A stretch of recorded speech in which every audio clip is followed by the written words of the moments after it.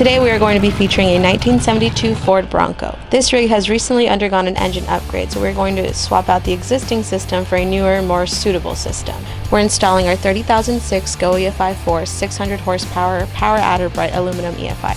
This will give the driver the additional features while off-roading, as well as giving it a nice look with that bright aluminum finish. Alright, so this is an older 6-pin 30004. It's working fine, but we've got to change out that filter. That's one of the important things we got to get out of there. The unit we're going to upgrade to the relay box system so that if anything goes in the field, he'll be able to swap it out easily. His CDI box is wired incorrectly. It's always hot wired for the battery connection, which prevents him from restarting when turns it off and tries to turn it back on again. It won't restart because of the CDI box that he's got. We got to dissect this wire harness, figure out where that's wired in, change it to the same wire that's supplying our key switch.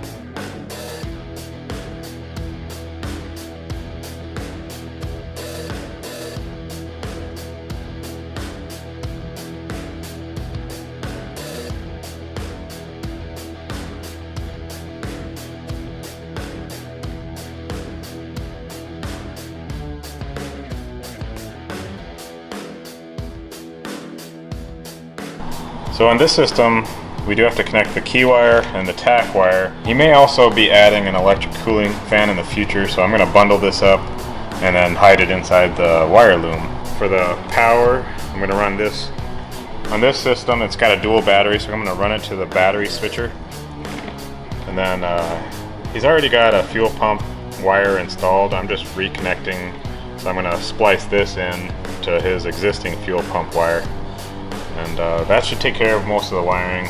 I'll bundle it all up and get it nice and neat and make sure everything, the high ignition voltage wires are separated from the signal wires. Make sure these high current wires are separated from our tack wire. And try to make sure these unterminated wires don't get any kind of antenna-like effect by being on any kind of ignition wires, because the coil is in the way and I'm going to have to go around the coil as carefully as possible.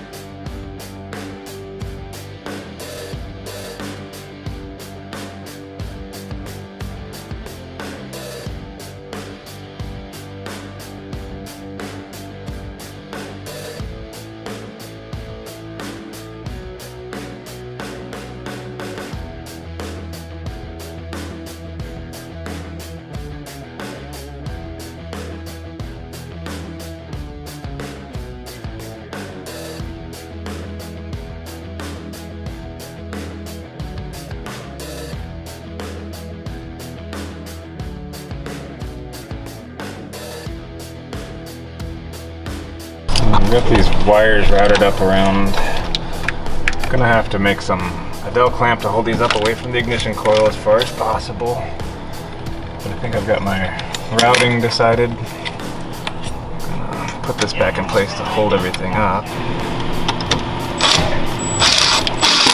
This is the fuse and relay box that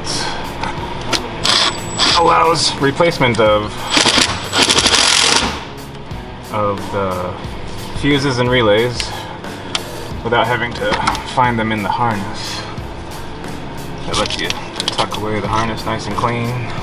It uses the same connector for power and fuel pump, so if you're upgrading you can keep that. This new gray connector will connect into the new connector from the ECU on the throttle body, like so. It still uses the same 4-pin connector and the same 4-pin pinout that goes for key switch, tack signal, fan signal, and coil driver wire. Here's the fuel pump wire. Let's see. I'm going to be using a crimp connection with heat shrink covering because I have 2 different sizes of wires, and crimp connections sometimes can survive better in high vibration situations as long as there's no tugging on them.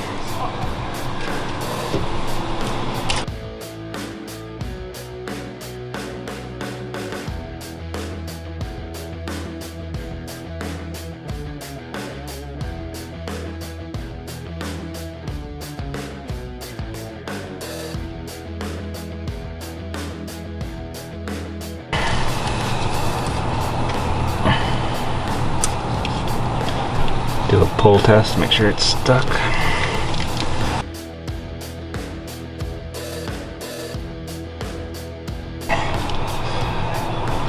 Good pull test. Very good. Make sure that sits over it properly. And bring in the heat. Next up, I'm going to terminate the power wire. I'm going to put it on this battery switcher. It's the best place I can get it with dual battery setups, so live with any consequences. Usually with this heavy gauge wire it should be suitable. Maybe during starting it may drop a volt, maybe not. Those are big.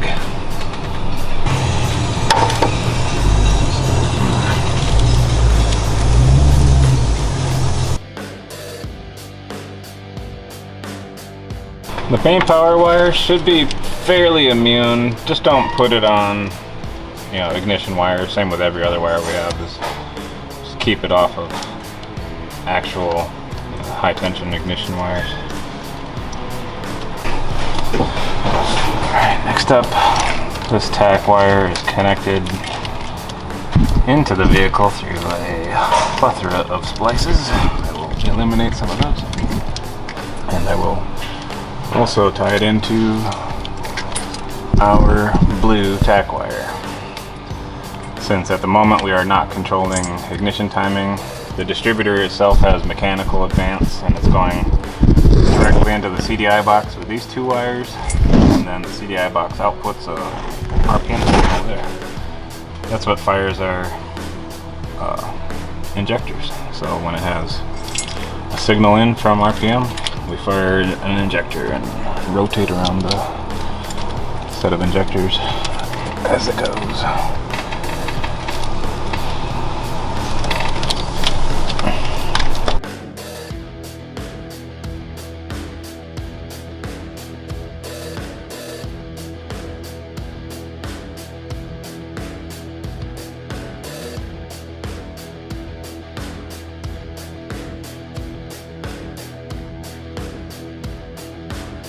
This yeah, there's already a hole in the transmission tunnel that's pretty close to where our handheld connects, so I'm going to use it for now.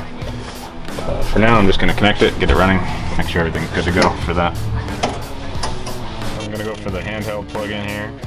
For initial setup, I'm going to turn the key on. I'm going to listen for the fuel pump. It works.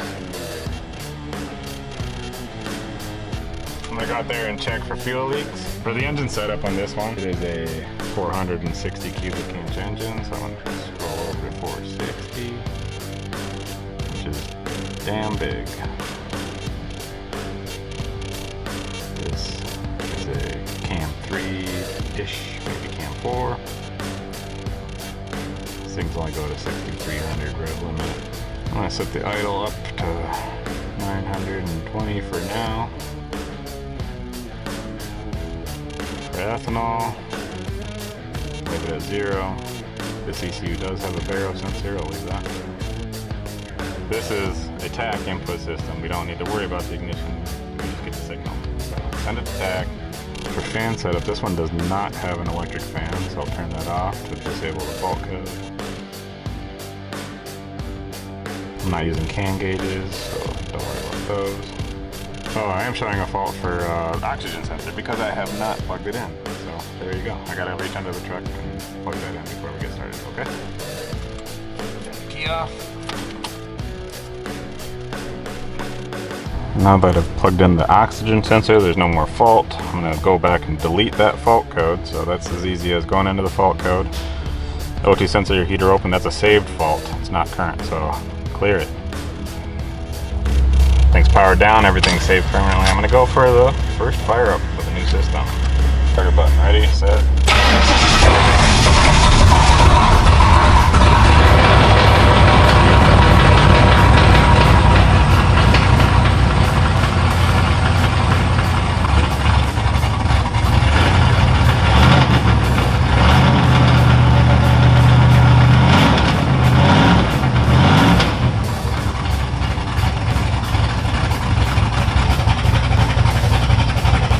To open the throttle a bit more.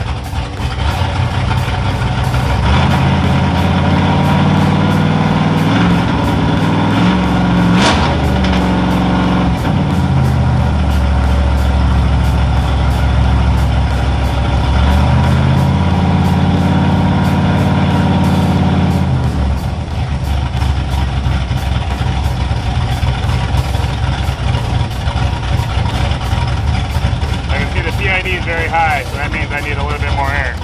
I'm gonna go give it to it. Idle PID was very high still, even after a few minutes running. That means it's adding more than what the baseline is. I can assume from that it's gonna need more air when it gets warm.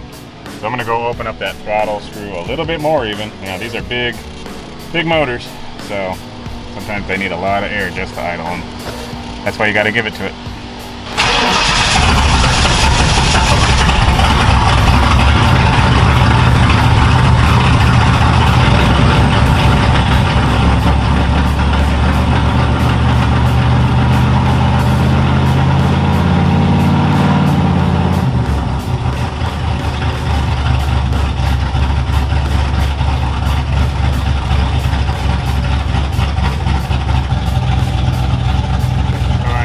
do a little bit of idle adjustment. I do need it warm to do that correctly though.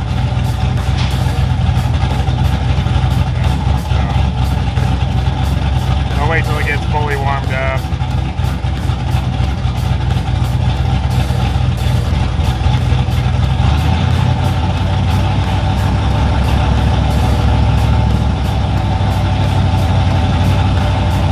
Some of these low load conditions.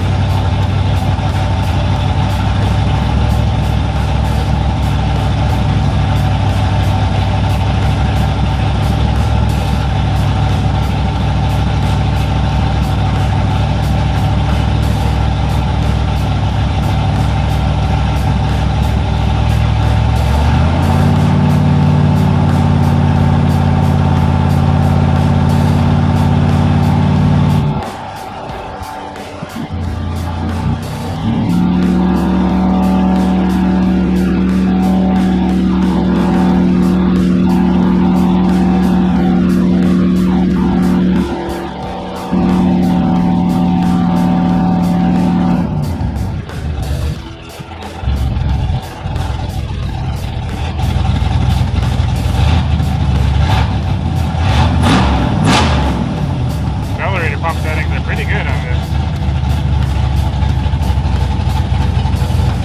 0 to 10 is where I want it. Still at 30. I keep opening it a lot. It's a big motor, so you know, it does what it wants.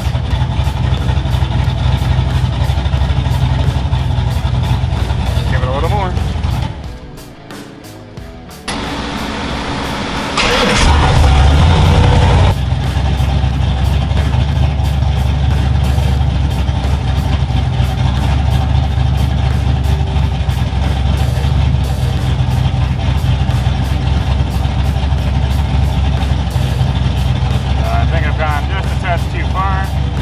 Back it down.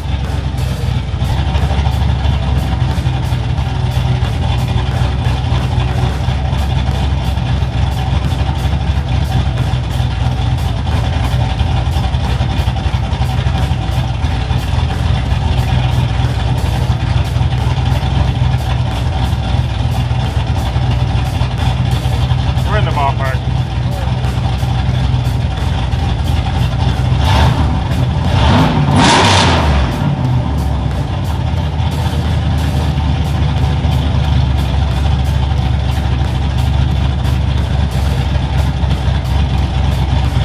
See how this thing does with slightly lower idle.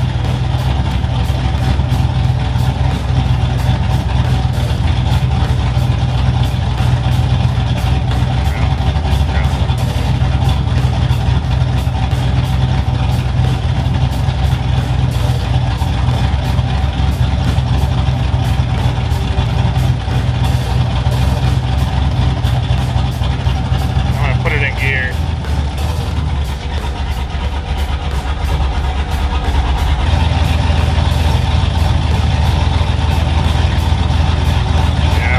Try for a slightly lower.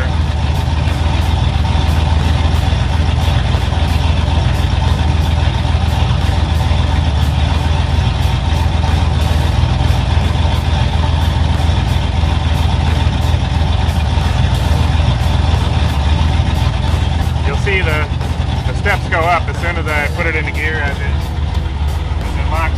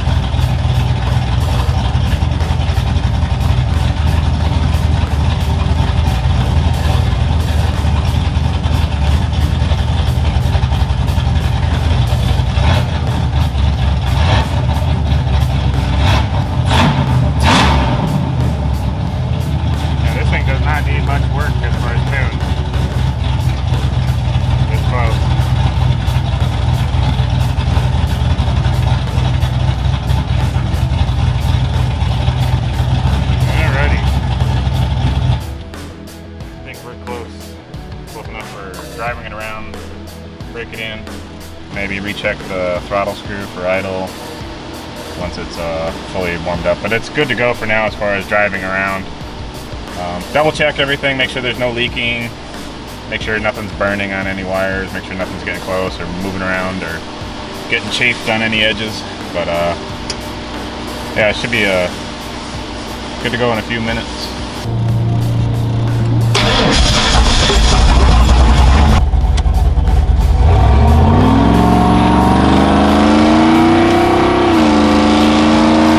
As you can see, the installation is pretty simple and ready to go out of the box. Very few adjustments were made, and the driver can now take this rig off-roading with its new engine upgrades and EFI upgrades. For more tuning videos and tech tips from the experts, visit FiTechEFI.com or check us out on YouTube.